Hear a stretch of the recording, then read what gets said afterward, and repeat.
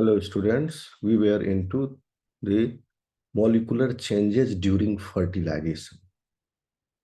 How fertilization is happening at the base level and how complex it is. We do not understand it fully still today. Okay?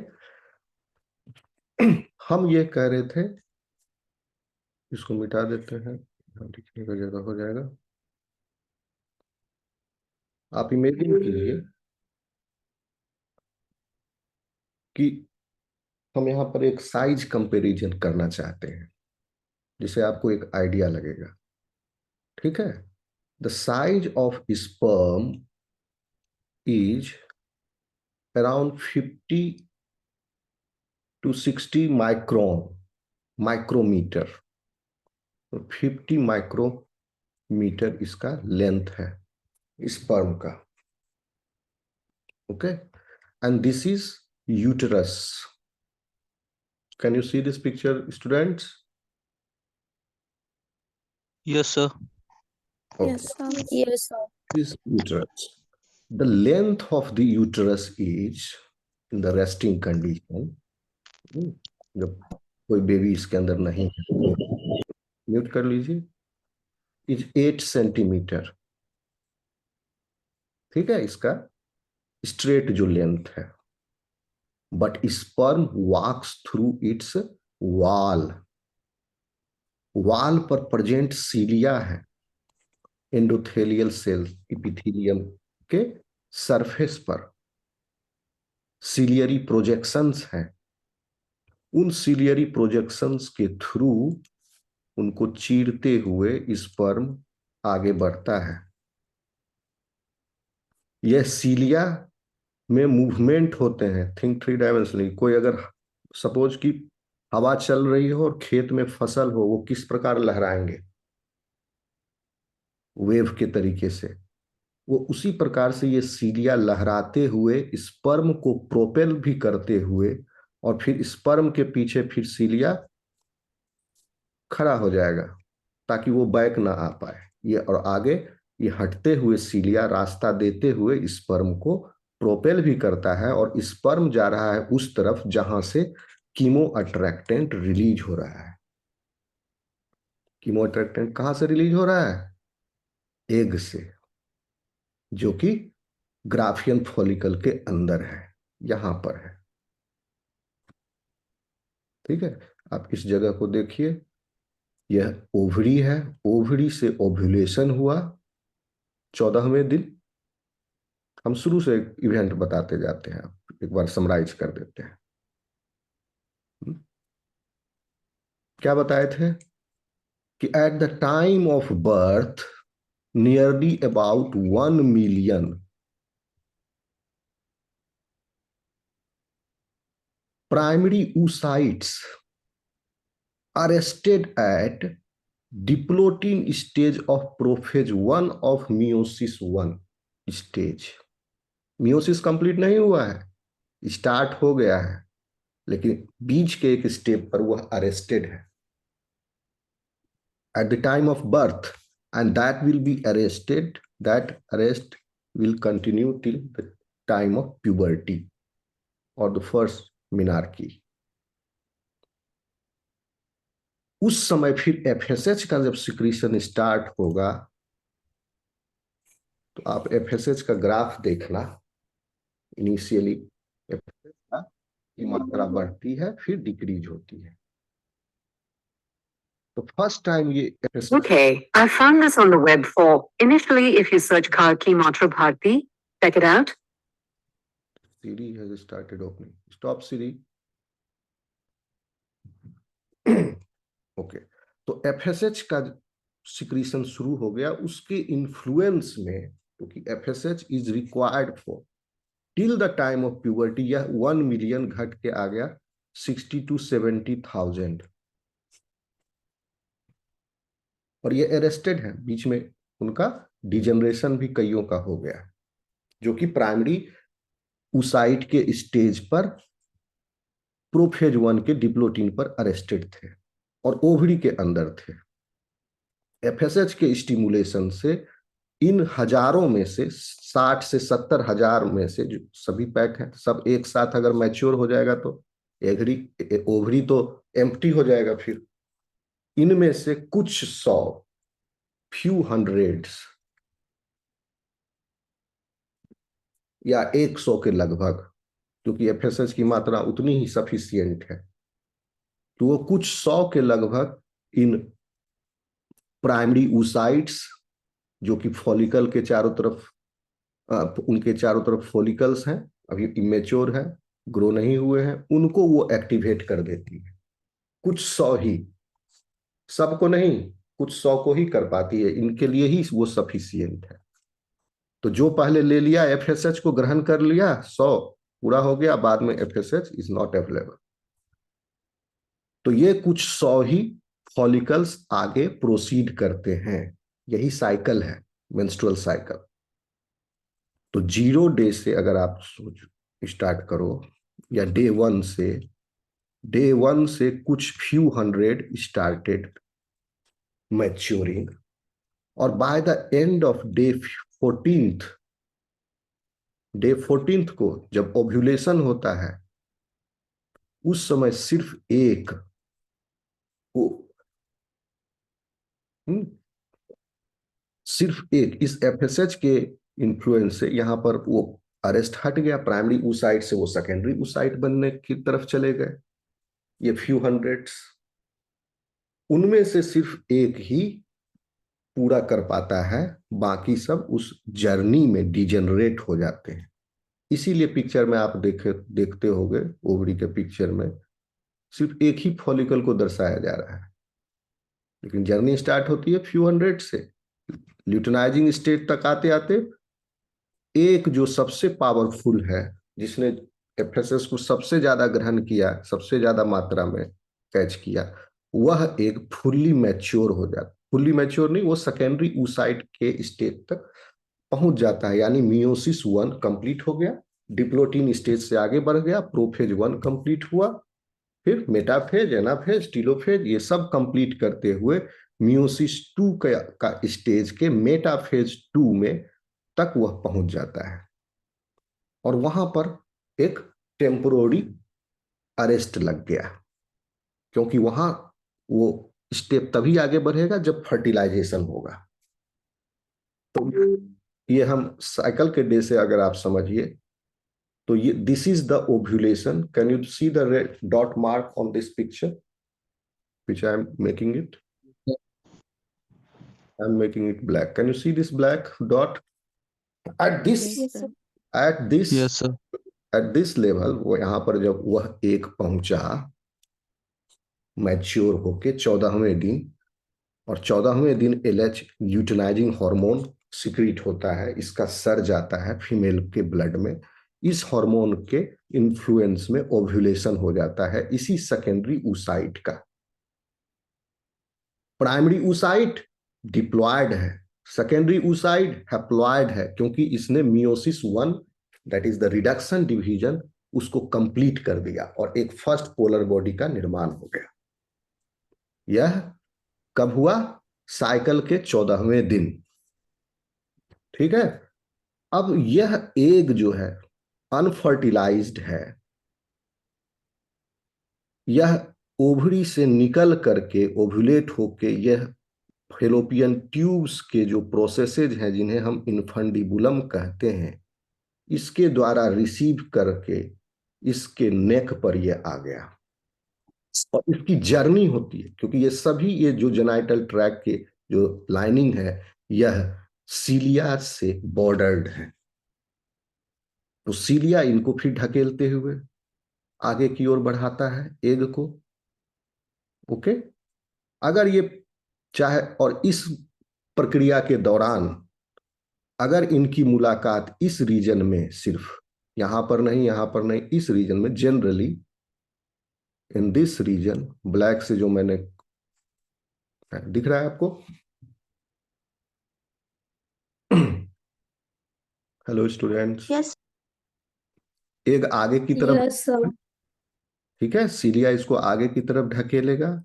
लेकिन जब egg इस region में पहुंचेगा infundibulum के neck region में, तो इसी नेक रीजन में अगर स्पर्म ट्रेवल करके पहुंचा हुआ रहेगा तो वह फर्टिलाइज हो जाएगा।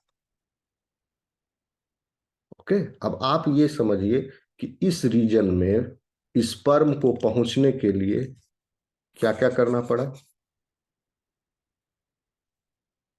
ये मैथमेटिक्स कैलकुलेशन के द्वारा आप समझ सकते हैं। स्पर्म का लेंथ है 50 माइक्रोमीटर, है। यूटरस का जो लेंथ है वह है 8 सेंटीमीटर। चूंकि इसके वाल के एलोंग ये चढ़ के आता है तो ये तो स्ट्रेट डिस्टेंस है, लेकिन आपको थोड़ा कर्व में ये आ रहा है वाल में के थ्रू, तो इसको आप 10 सेंटीमीटर मान लिए। ठीक है, तो ये हो गया यूटरस का जो लेंथ कवर किया 10 सेंटीमीटर। और ये फेलोपियन ट्यूब की भी लंबाई 10 से 12 सेंटीमीटर होती है, इसको भी 10 सेंटीमीटर मान लीजिए। तो टोटल हो गया ये 20 सेंटीमीटर। वो भी कहाँ से, यहां से, इस पॉइंट से स्पर्म की जर्नी का लेंथ हम कैलकुलेट कर रहे हैं। ठीक है, तो फिर भी चलो ये कम ही है दूरी, लेकिन फिर भी 20 सेंटीमीटर ही अगर मानो तो now you do the size comparison. इस 50 माइक्रोमीटर के बॉडी को 20 सेंटीमीटर का डिस्टेंस ट्रेवल करना है, अपने बॉडी साइज से कितना गुना ज्यादा हो गया, 20 सेंटीमीटर डिवाइडेड बाय 50 माइक्रोमीटर। अब आप कैलकुलेट कीजिए। 20 सेंट सबको मीटर में बदल दो, 20 सेंटीमीटर को मीटर में बदले, 100 सेंटीमीटर बराबर 1 मीटर, 0.2 मीटर। और 50 माइक्रोमीटर को मीटर में बदले तो 50 गुना micro is equal to 10⁻⁻⁶ metre. ये हो गया आपका 0.2 डिवाइडेड बाय 5 इंटू 10⁻⁻⁵। 50 को ये कर दिए और -5, इसको 0.2, इसको मीटर में बदले, नहीं इसको मीटर में बदल दो, पूरा डेसिमल हटा दो। ठीक है, तो 100 से 2 मीटर कर दिया। तो इसको 2 करने के 0.2 को हम लिख सकते हैं 2/10⁻⁻⁻⁴ और फिर डिवाइडेड बाय 5 इंटू 10⁻⁻⁻⁴। तो 2/5 मल्टीप्लाइड बाय, ये पावर ऊपर नीचे गया तो माइनस हो जाता है, 10⁻⁻⁻1 माइनस -5। कितना हो गया, 2⁵, 2/5 गुना 10⁻⁻⁻1 प्लस 5, तो हो गया 10⁻⁴ गुना। नहीं, कहीं कैलकुलेशन रॉन्ग हो रहा है।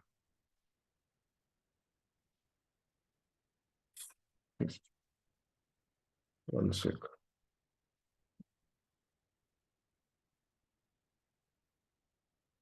0.20 मीटर, तो इसको हम लिख सकते हैं 20 सेंटीमीटर को हम लिख सकते हैं 20 मल्टीप्लाइड बाय 10⁻⁻²। ठीक है, और इसको हम डिवाइड किए, 50 माइक्रोमीटर साइज है, 50, इसको लिख सकते हैं 5 गुना 10⁻⁻⁵।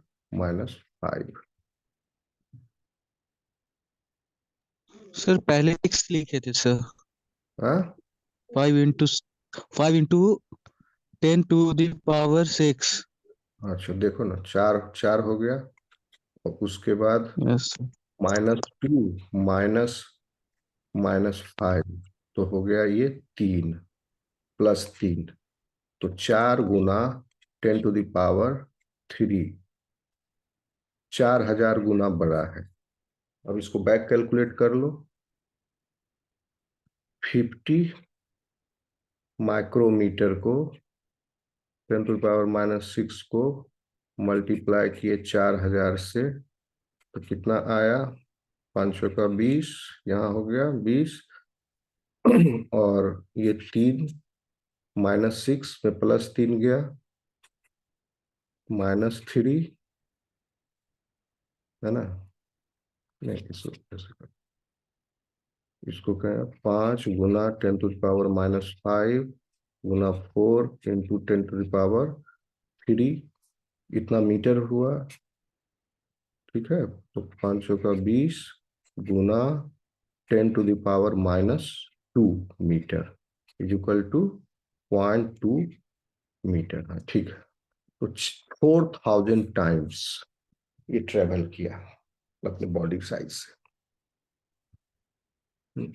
और यह जब स्पर्म, तो कितना ज्यादा दूरी इसको ट्रेवल करना पड़ा, और यह स्पर्म को जल्दी पहुंचना है वहां, और उस रेस में जो सबसे पहले पहुंचेगा, जो प्लाज्मा मेम्ब्रेन, एक के प्लाज्मा मेम्ब्रेन के साथ टच करेगा, वही उस प्लाज्मा मेम्ब्रेन में एंट्री करेगा। उसके बाद एंट्री बंद।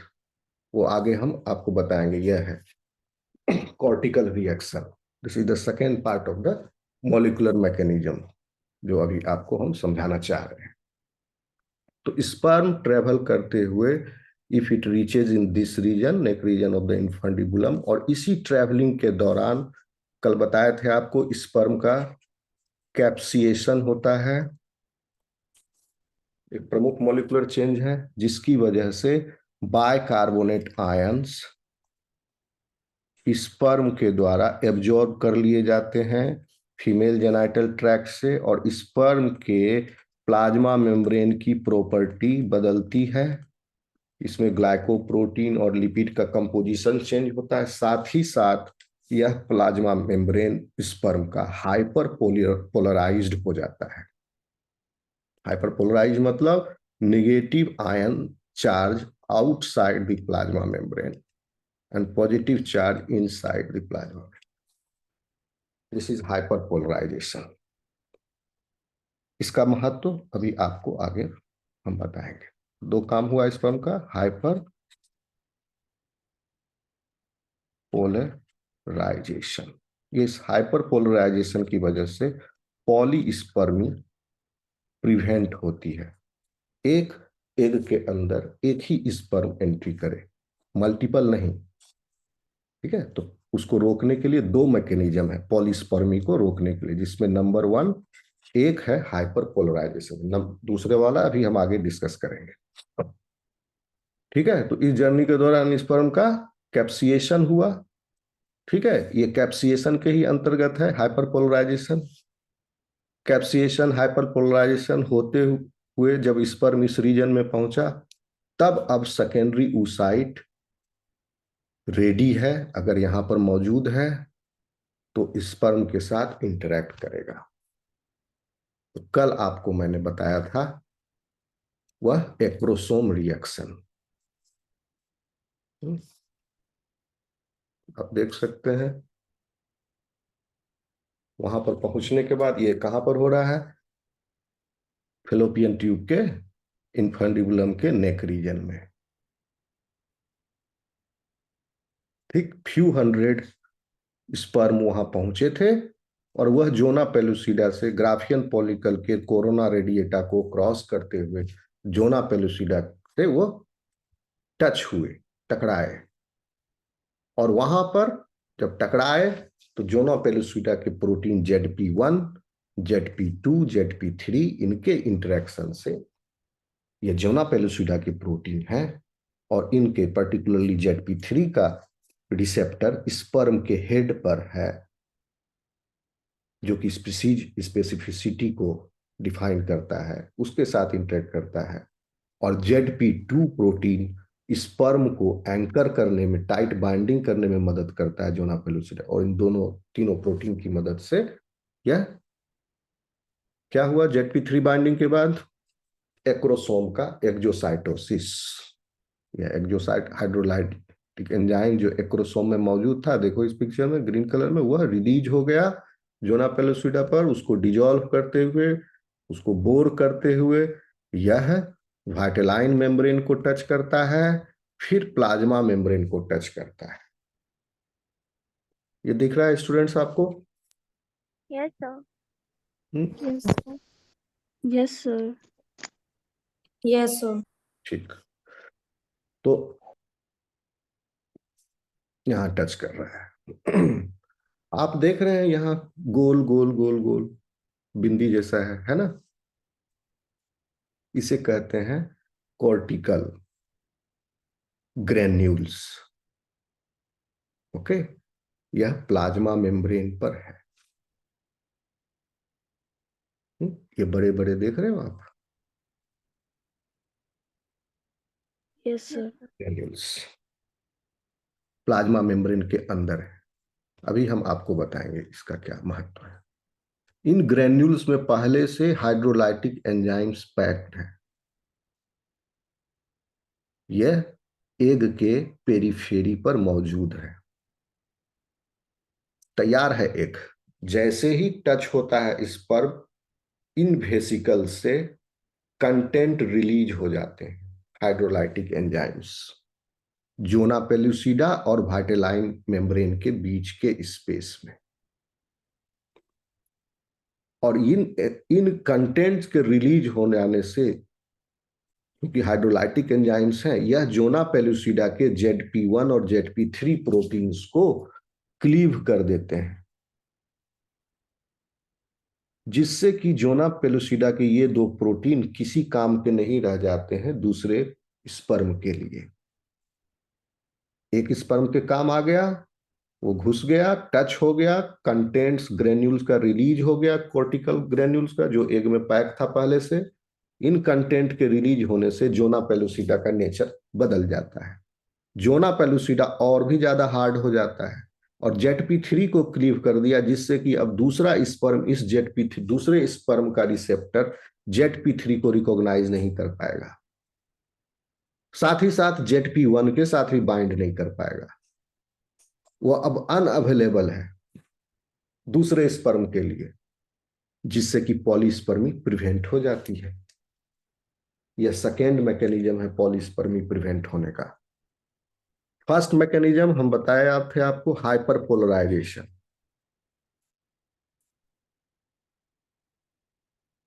Of sperm.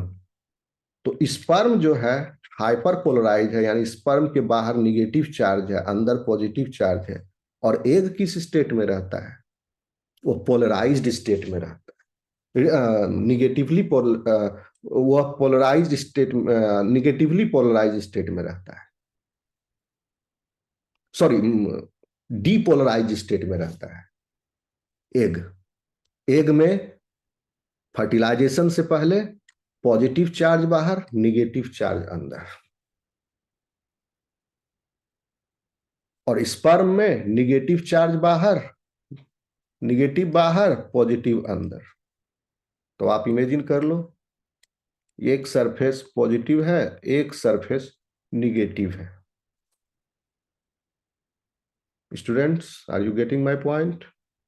स्पर्म बाहर Yes, sir. से, Yes, sir. ओके, स्पर्म बाहर सर से निगेटिवली चार्ज है, एक बाहर से पॉजिटिवली चार्ज है।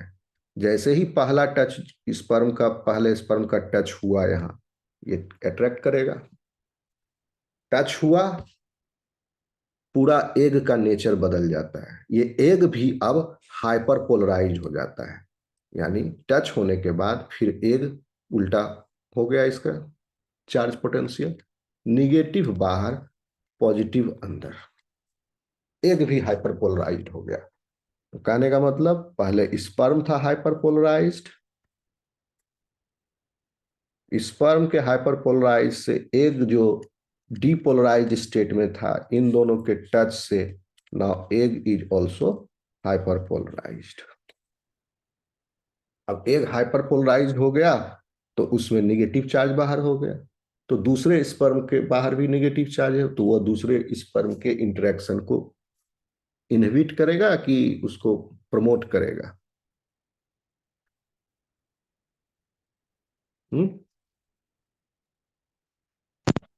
सर नहीं समझ में आया? हेलो।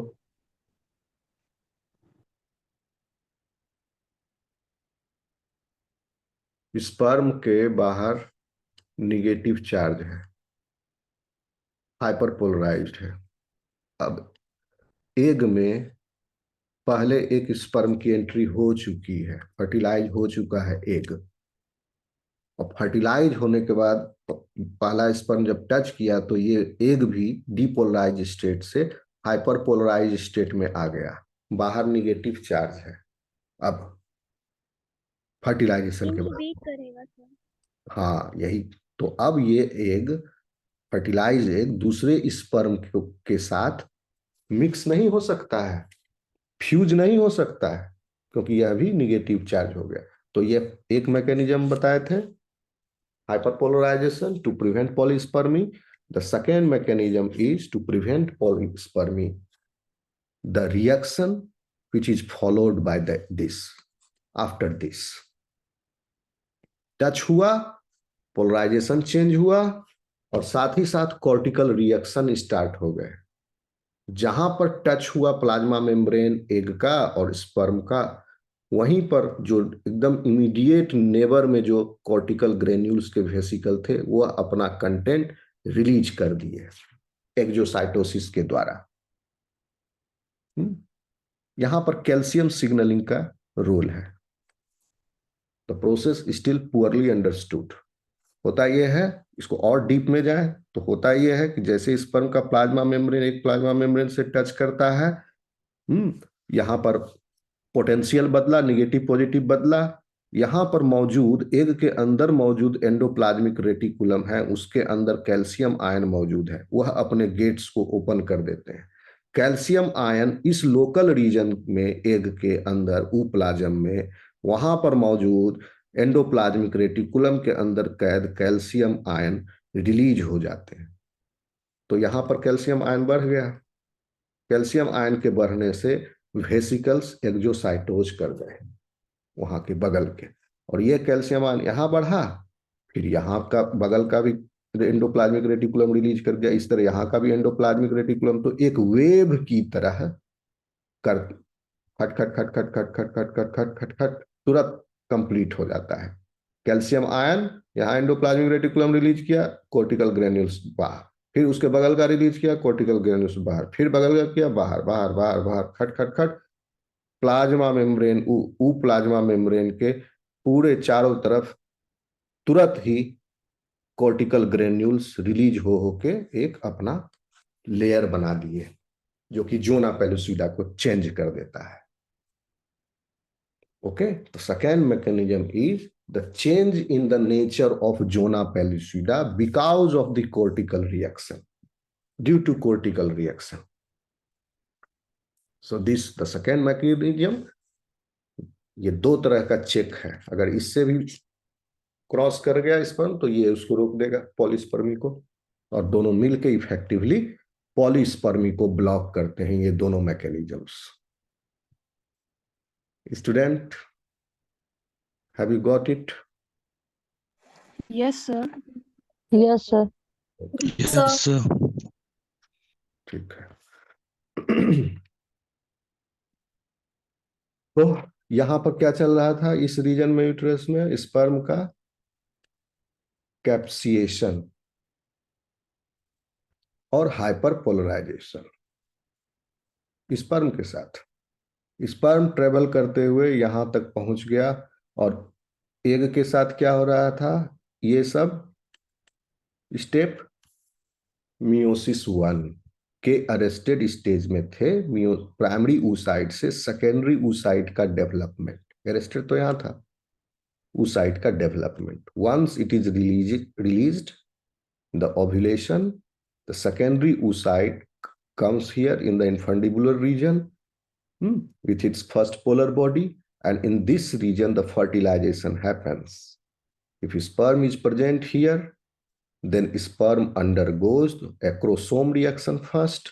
तो इस रीजन में क्या क्या हो रहा है, एक्रोसोम रिएक्शन,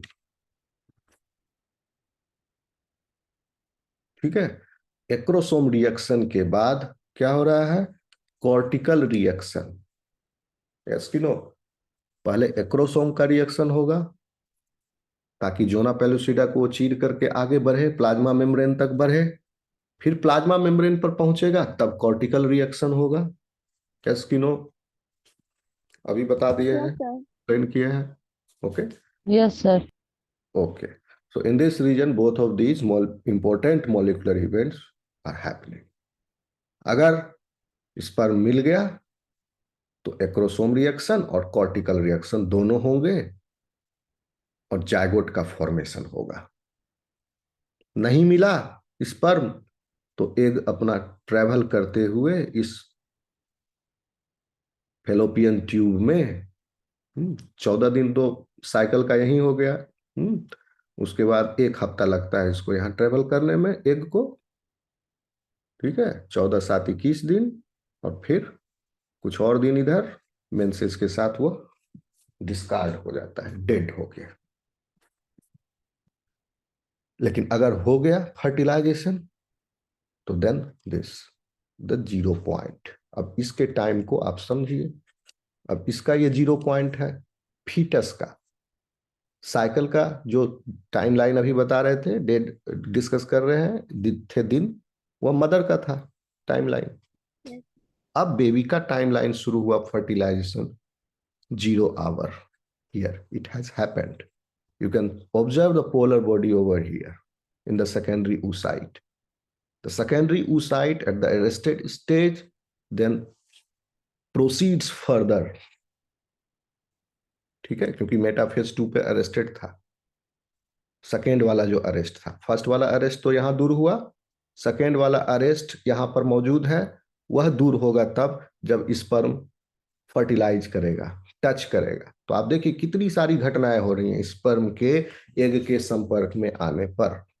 एग के प्लाज्मा मेम्ब्रेन से पहले ही पहुंचने के पहले ही जोना पेलुसिडा रीजन में एग के का एक्रोसोम रिएक्शन होने लगा। प्लाज्मा मेम्ब्रेन पर पहुंचने पर कॉर्टिकल रिएक्शन होने लगा, हाइपरपोलराइजेशन हुआ डिपोलराइज्ड स्टेट से। ठीक, और साथ ही साथ स्पर्म जब टच हुआ तो मियोसिस का 2 के मेटाफेज 2 स्टेज में जो अरेस्ट लगा हुआ था, तो कंप्लीट नहीं हुआ मियोसिस, सेकेंड पोलर बॉडी का फॉर्मेशन नहीं हुआ है, वह कंप्लीट हो जाता है। सेल साइकिल भी कंप्लीट हो जाता है। तो 3 जो चीज है इसको आप अवश्य याद रखिए जो कि इस फर्टिलाइजेशन के दौरान होते हैं: acrosome reaction, cortical reaction and the completion of meiosis 2। Okay students, तो कंप्लीशन ऑफ मियोसिस 2 हुआ। Here you can see in this picture, it's not clear but you can still see the presence of second polar body. This is the first polar body and the second polar body. Students, can you see? Yes, sir. Yes, sir. Yes, sir. Oh. So once it okay, so once it comes, the sperms comes in touch of the plasma membrane, there again a beautiful interplay of some proteins start. अभी तक की जो भी कहानी थी वो एक ही sperm को प्लाज्मा मेम्ब्रेन तक पहुंचाने की कहानी थी। कॉर्टिकल रिएक्शन रोकने की कहानी थी कि एक के ज्यादा दूसरा ना पहुंचे। ठीक है, तो अब वह स्पर्म पहुंच तो गया लेकिन उसको अंदर घुसाना है। एग के प्लाज्मा मेम्ब्रेन को रप्चर करते हुए उस एक्रोस स्पर्म के हेड को एग के साइटोप्लाज्म में, ऊप्लाज्म में घुसाना है, एंटर कराना है, पेनिट्रेट कराना है। तो इसमें भी मॉलिक्यूलर इंटरप्ले है। There is one protein, the name is integrin, and the one protein the name is फर्टिलिन.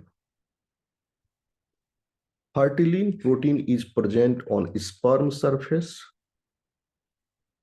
ये फर्टिलिन तभी आएगा जब एक्रोसोम रिएक्शन होगा। एक्रोसोम रिएक्शन होने के बाद ये फर्टिलिन एक्सप्रेस हो